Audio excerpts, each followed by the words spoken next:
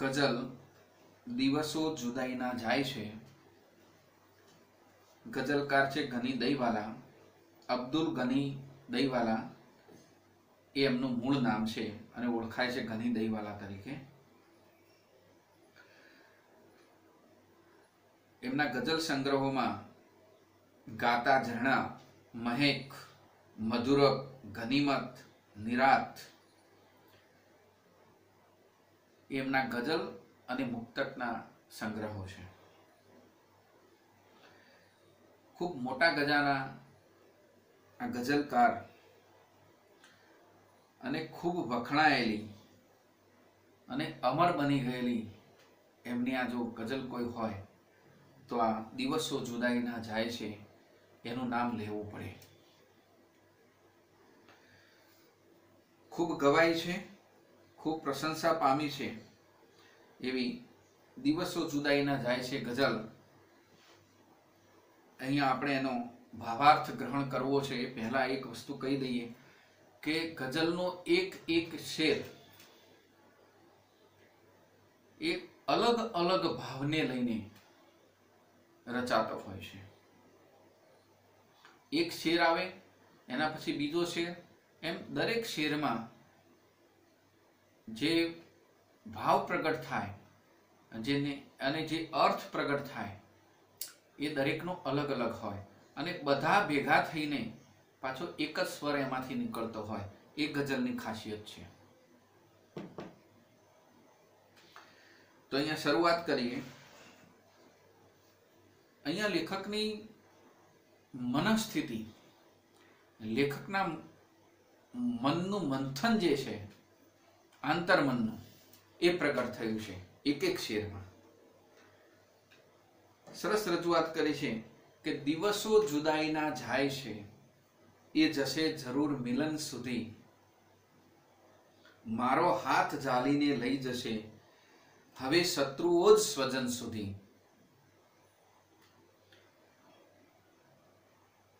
દિવસો જુદાઈના જાય છે એ જશે જરૂર મિલન સુધી. કવિનો આત્મવિશ્વાસ છે. ભલે હાલ કોઈનાથી અળગા હોઈએ પણ આ જે જુદાઈના દિવસો છે એ દિવસો જ એ પ્રિય પાત્રને નજીક લઈ જશે, મિલન સુધી એ લઈ જશે. બીજી પંક્તિમાં શું કહે છે કે મારો હાથ ઝાલીને લઈ જશે. મિલન સુધી લઈ જશે, મારો હાથ ઝાલીને લઈ જશે એટલો વિશ્વાસ છે એમને. પણ કોણ લઈ જશે?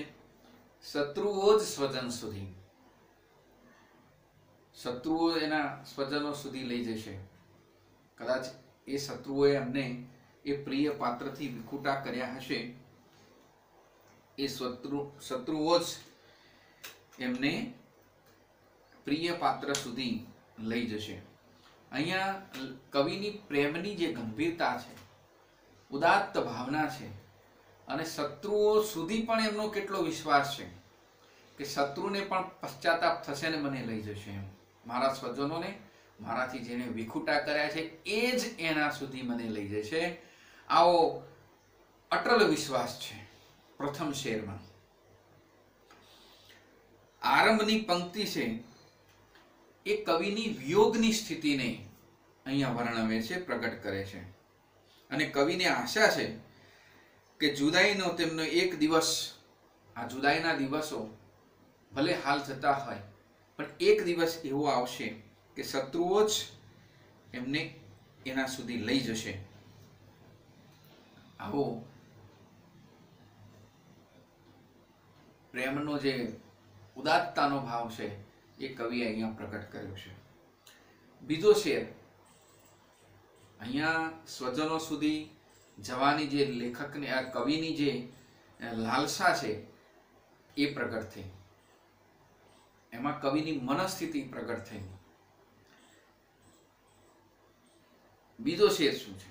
ન ધરા સુધી ન ગગન સુધી, નહીં ઉન્નતિ નહીં પતન સુધી, અહીં આપણે તો જવું હતું ફક્ત એકમેકના મન સુધી.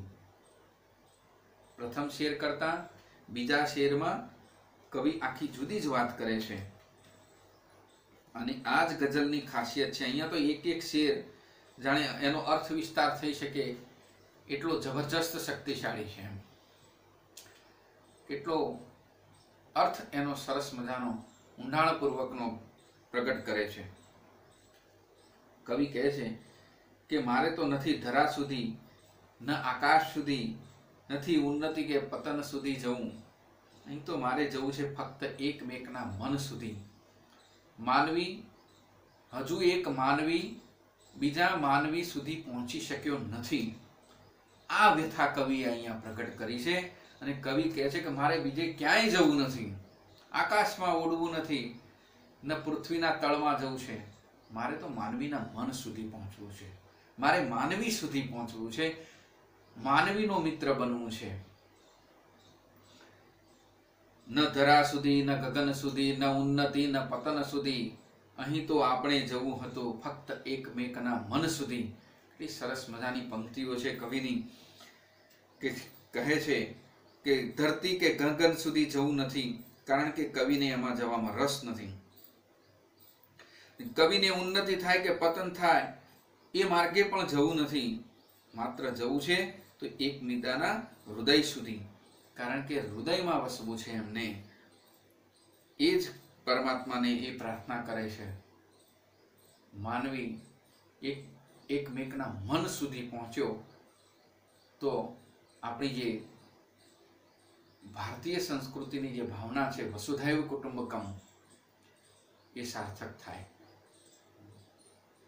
આપણે એકબીજાને ઓળખીએ છીએ, આપણે એકબીજાને ઓળખીએ છીએ, એકબીજાને ઓળખવું ગમે છે, નજીક જવું ગમે છે, પણ હજી માનવી એકમેકના મન સુધી પહોંચી શકતો જ નથી। કેટલે સુધી જાય છે ને ક્યાંથી પાછો વળે છે, એ જે અધૂરપ અહીંયા છલકાય છે એને પૂરી કરવાની વાત કવિએ કરી છે। ગઝલ માનવતાના જાણે બધા ધોરણોને સિદ્ધ કરતી હોય એવો એનો આ શેર છે કે એકમેકના મન સુધી પહોંચવું એ માનવીના જીવનનું સાર્થક્ય છે। એટલે કવિ કહે છે કે મારે ક્યાંય પહોંચવું નથી હવે। માનવી તો આકાશમાં પહોંચ્યો છે ને બીજા ગ્રહો પર પણ પહોંચ્યો છે, પૃથ્વીના પેટાળમાં ખોદકામ કરી રહ્યો છે, પણ એને ખરા અર્થમાં જ્યાં પહોંચવાનું છે ત્યાં હજી એ પહોંચ્યો નથી। એટલે મારે માનવીના મન સુધી પહોંચવું છે, એના હૃદયમાં સ્થાન મેળવવું છે, એવી કવિની ઉત્તમ ભાવના અહીંયા બીજા શેરમાં જોવા મળે છે। ત્રીજો શેર જોઈએ। તમે રાકના છો રતન સમા, ન મળો હે અશ્રુઓ ધૂળમાં, જો અરજ કબૂલ હો આટલી, તો હૃદયથી જાઓ નયન સુધી। બહુ સરસ વાત કરી છે કે કવિ ઈશ્વરને પ્રાર્થના કરે છે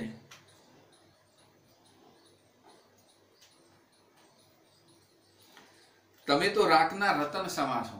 રાક એટલે ગરીબ, થાકેલું, એના રતન જેવા છો, આંખોનું રતન છો।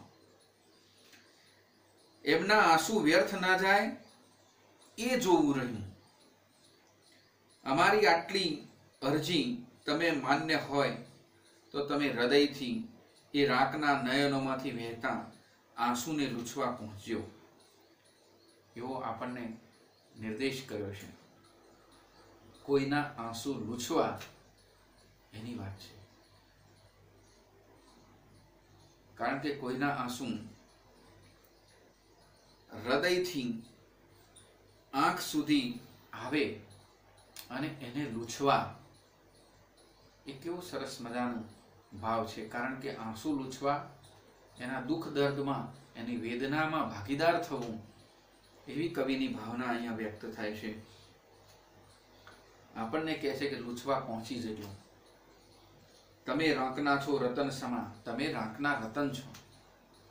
માનવીને કહે છે, ગરીબની પ્રત્યે એના દર્દને દૂર કરવું, એના પ્રત્યે સહાનુભૂતિ પ્રગટ કરવી, એના આંસુને હૃદયમાંથી આંખ સુધી આવે પહેલા તમે એને લૂછી નાખો। તમે રાંકના છો રતન સમા, ન મળો હે અશ્રુઓ ધૂળમાં, આવા અશ્રુ ધૂળમાં મળી જશે તો ધૂળમાં મળી જવું એટલે ફોગટ જતા રહેવું એમ. એના આંસુની તમે કદર કરજો એમ, અને લૂછી નાખજો, એને મદદ કરજો. અહીંયા કવિએ સહાનુભૂતિનો ભાવ પ્રગટ કર્યો છે. એના પછીનો શેર છે કે તમે રાજ રાણીના ચીરસમ, અમે રંકનારની ચૂંદડી. તમે, અમે, આ તમે કોણ છે? અમે તો પોતે આપણે વાત કરીએ છીએ કે અમે, કવિ કહે છે, પણ તમે એટલે કોણ? તમે રાજ રાણીના ચીરસમ, અમે રંકનારની ચૂંદડી. તમે બે ઘડી રહો અંગ પર, અમે સાથ દઈએ કફન સુધી. શત્રુઓ જ લઈ જશે સ્વજન સુધી. એ વાત છે કે તમે રાજ રાણીના ચીર જેવા છો.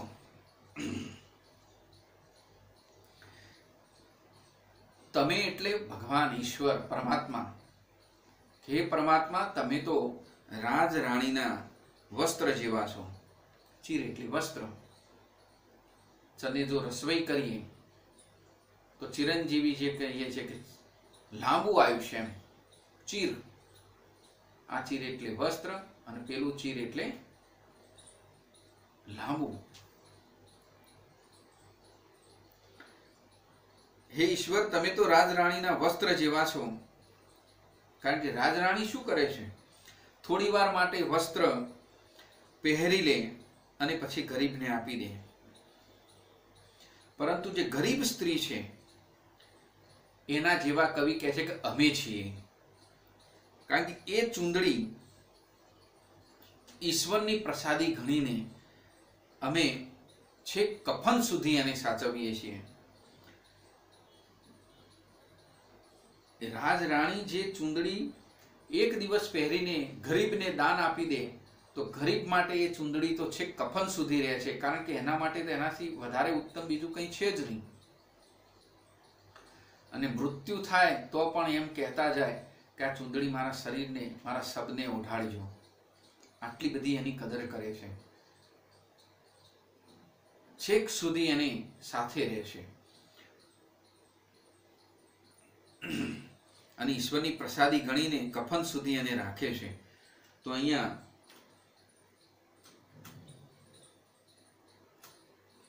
રાજરાણીનું ચીર, રંકનારની ચૂંદડી અને કફન, એ પ્રતીક દ્વારા પણ કવિએ અહીંયા છેક સુધી સાથ નિભાવવાની વાત કરી છે. અહીંયા આખી ગઝલનો જે ભાવ છે એમાં કવિની જે મનઃસ્થિતિ છે, જે વ્યથા છે અંદર પડેલી, એ ધીમે ધીમે એક એક શેરમાં બહાર આવતી જાય છે. અને અંતે ક્યાં જાય છે કે અમે તો છેક સુધી સાથ નિભાવવાની વાત કરીએ છીએ. અને એ કફન, રાંકનારીની ચૂંદડી અને રાજરાણીનું આ જે ચૂંદડીનું એટલે કે ચીર છે, એ આ ત્રણ પ્રતીકો દ્વારા પણ પ્રકટ થાય છે. કફન સુધી સાથે રાખવું એટલે કે મૃત્યુ સુધી, મૃત્યુની ગતિ સુધી જેનો સાથ છે, એમાં પણ સાથ નિભાવવાની જે ભાવના છે એ અહીંયા લેખકે, કવિએ પ્રગટ કરી છે. શું છે આમાં? શું પ્રગટ થયું?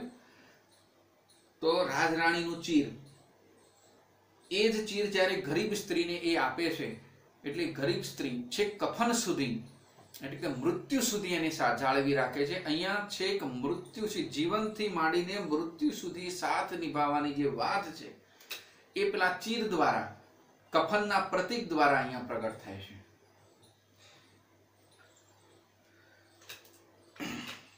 તો અહીંયા ગઝલનો એ ધ્વનિ પણ છે કે છેક જીવનના અંત સુધી સાથ નિભાવવો, એ અગત્યની વસ્તુ છે.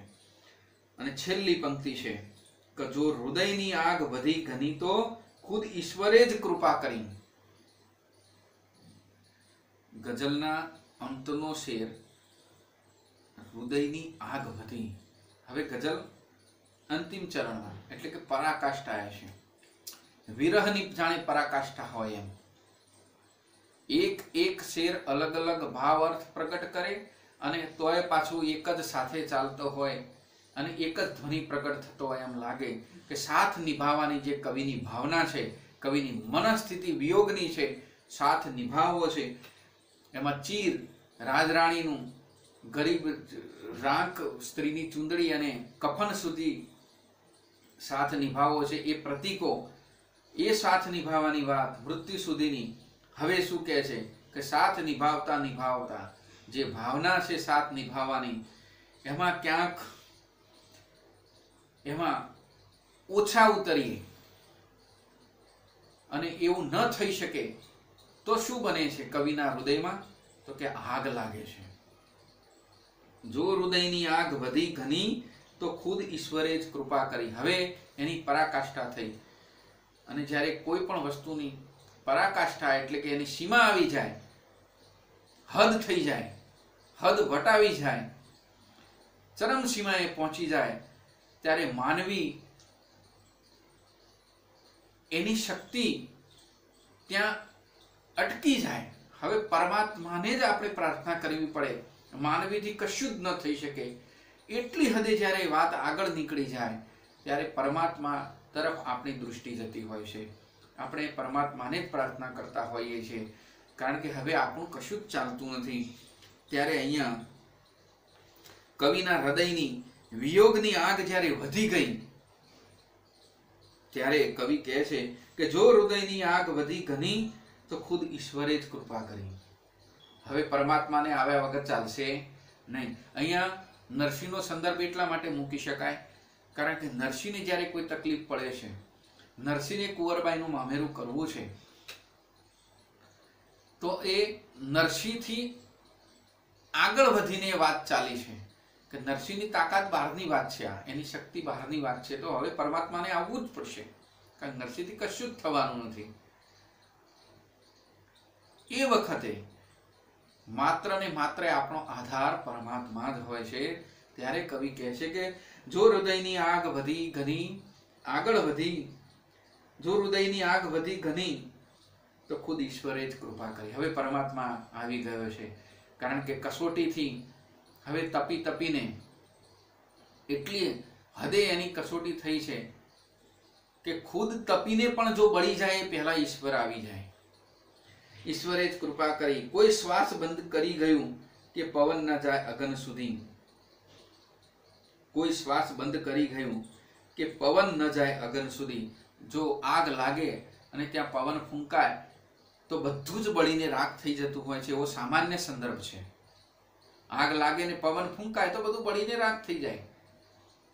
પણ અહીંયા કવિનો શ્વાસ જ બંધ થઈ ગયો, કારણ કે એટલી હદે હવે વેદના વધી ગઈ છે વિયોગની. આ વેદનાની જે આગ છે, જે હૃદય બાળે છે વિયોગમાં, એ જે વેદના છે, વેદનાની આગ છે, એને જે શ્વાસ આપણે લઈએ અને ઉચ્છ્વાસમાં બને બહાર કાઢીએ, એ શ્વાસોશ્વાસની પ્રક્રિયાથી જે વેદનાની આગ બમણી બનશે, બમણી બનતી જશે અને બધું જ બાળીને રાખ કરી નાખે. પહેલા જ પરમાત્માએ કૃપા કરી દીધી અને આ આગને ત્યાં જ અટકાવી દીધી. ભાવને ગ્રહણ કરવાનો છે. મેઇન વાત આ છે કે જો હૃદયની આગ વધી ગઈ, લેખકના વિયોગની વેદના એટલી હદે વધી ગઈ છે કે પરમાત્માને આવવું પડ્યું. અને આગને એક સામાન્ય સંદર્ભ એવો છે કે આગને પવન અડે, પવન ફૂંકાય તો આગ બેફામ થાય.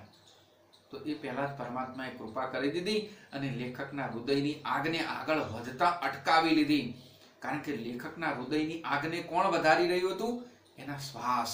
આ શ્વાસનો જે વાયુ નીકળે છે એ હૃદયની આગને વધારી રહ્યો હતો. પરમાત્માને એની ચિંતા થઈ અને વિયોગની આગને ઠારવા માટે કવિના શ્વાસને પણ જાણે બંધ કરી દીધા. કારણ કે છેવટે કોઈ ના આવ્યું, વિયોગ સહન ન થયો, ત્યારે પરમાત્મા આવ્યો. આ પરમાત્માની પ્રાપ્તિની ચરમ સીમા જે હતી ત્યારે પરમાત્માને આવવું જ પડે છે. અહીંયા વિરહની અગ્નિની વેદના પવન સુધી બહાર નીકળે એ પહેલા જ ઈશ્વરે કવિના એટલે કે અમારા શ્વાસ બંધ કરી દીધા, અમારી વેદનાને ત્યાં અટકાવી લીધી. અહીંયા વિયોગની ચરમ સીમા આવીને ઊભી રહી ગઈ છે. આવી ગઝલો ગુજરાતી સાહિત્યને માટે આભૂષણ રૂપ છે. દિવસો જુદાઈના જાય છે એ શરૂઆતની જે પંક્તિ હતી એમાં જ કવિની વેદના ધીમે ધીમે ધીમે જાણે પ્રવેશ કરતી હોય કવિ વિયોગમાં છે. જુદાઈની વાત આવી એટલે વિયોગ જ હોય. એ વિયોગ કોઈ પ્રિય પાત્રનો છે. એ વિયોગ અંતિમ શેરમાં જાણે પરમાત્મા પ્રત્યેનો હોય એવું પણ દેખાય છે. અહીંયા કવિએ જે ભાવ અને અર્થ પ્રગટ કર્યો છે એ અંતિમ વિદાય પણ કવિએ લઈ લીધી આ વેદનામાંથી. કારણ કે વેદના એટલી હદે વધી ગઈ કે પરમાત્માને કવિના શ્વાસ જાણે બંધ કરવા પડ્યા. પરમાત્માથી પણ સહન ન થયું. દિવસો જુદાઈના એટલા હતા. અહીંયા કવિની પ્રિય પાત્રને પોતાનાથી ઊંચે સ્થાપીને છેક સુધી સાથ નિભાવવાની વાત ખૂબ અગત્યની નીવડે છે. અહીંયા મિત્રો ફરીથી સમજી લેજો. અને આ કવિતાનો ભાવ, આ ગઝલનો ભાવ શું છે? તો પ્રિય પાત્રનો જે વિયોગ છે એ પ્રિય પાત્રના વિયોગને આ પ્રિય પાત્રને પોતાનાથી ઊંચે સ્થાપીને છેક સુધી સાથ નિભાવવાની, જીવનના અંત સુધી સાથ નિભાવવાની જે ઉદાત્ત ભાવના છે એ અહીંયા પ્રગટ થઈ છે. શરૂઆતમાં કહ્યું કે દિવસો જુદાઈના જાય છે, ત્યાંથી આપણને તરત સમજાય છે કે અહીંયા કોઈકનો વિયોગ કવિને સાલી રહ્યો છે, કવિને દઝાડી રહ્યો છે. અને એ વિયોગ જ્યારે અંતિમ શેરમાં ચરમ સીમાએ પહોંચે છે ત્યારે ખુદ પરમાત્મા આવીને કવિના આ વિયોગની આગને વધારે ફેલાતી અટકાવી દે છે, એના શ્વાસને બંધ કરી દે છે. કારણ કે પરમાત્માથી પણ આ કસોટી હવે જોઈ જતી નથી. એટલી હદે વિયોગની ભાવના અહીંયા પ્રગટ થઈ છે. પ્રિય પાત્રને પોતાનાથી ઊંચું માનીને છેક સુધી સાથ નિભાવવાની ભાવના અહીંયા કવિએ એક શેરમાં પ્રગટ કરી છે. આ કાવ્યનો હાર્દ છે, આ કાવ્યનું પ્રાણ તત્વ છે. અહીંયા કવિ જે વિરહની ઉત્કટતા છે એ પરમ કોટીએ અનુભવાય છે. ત્યારે પરમાત્મા ખુદ ઈશ્વર જ કૃપા કરી અને એને બચાવી લે છે. આ જીવનની ધન્યતાની ક્ષણ છે.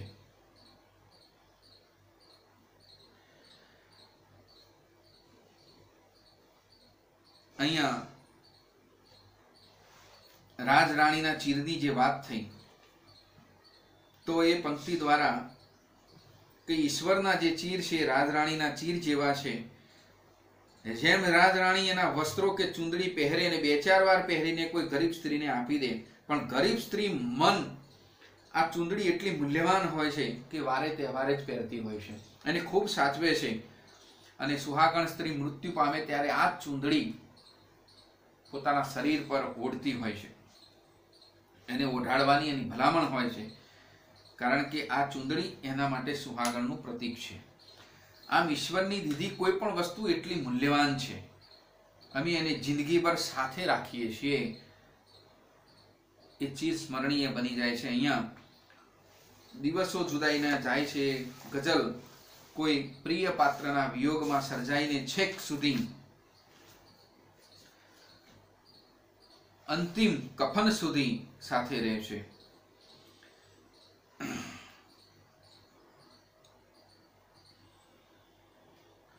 મિલન, સ્વજન, પતન, મન, ચમન, ગગન, જીવન, નયન, કફન અને અગન આ પ્રાસસભર શબ્દો છે જે ગઝલમાં પ્રાસસભર શબ્દો રદીપ તરીકે ઓળખાય છે. અને આ પ્રાસસભર શબ્દો રદીફની આગળ વપરાતા આ પ્રાસસભર શબ્દો જે છે મિલન, સ્વજન, પતન, મન, ચમન, ગગન, જીવન, નયન, કફન, અગન આ બધા શબ્દો કાફિયા તરીકે ઓળખાય છે. ન ધરા સુધી, ન ગગન સુધી, નહીં ઉન્નતિ, ન પતન સુધી. અહીંયા આ પંક્તિ એ પણ ગુજરાતી સાહિત્યની અમર પંક્તિ બની ગઈ છે. પ્રાસસભર શબ્દો રદીપ તરીકે ઓળખાય,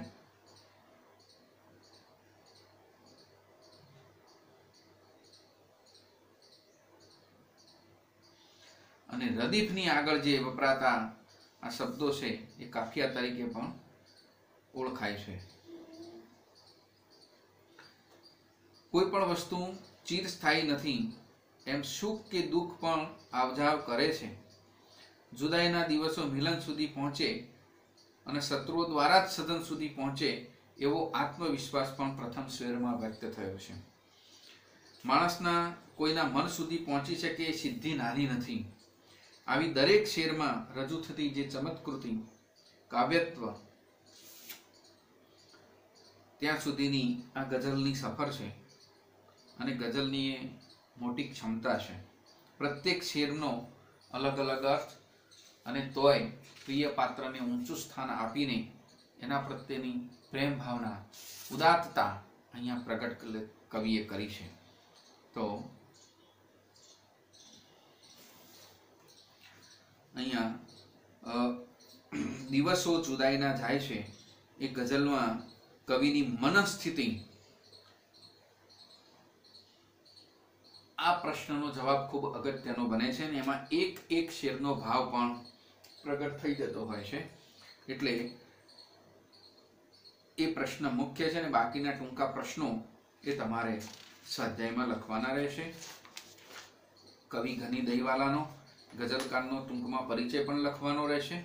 તો અહીંયા દિવસો જુદાઈના જાય છે એ ગઝલ પૂર્ણ થાય છે અને આપણે એના સ્વાધ્યાય લખવાનો રહેશે.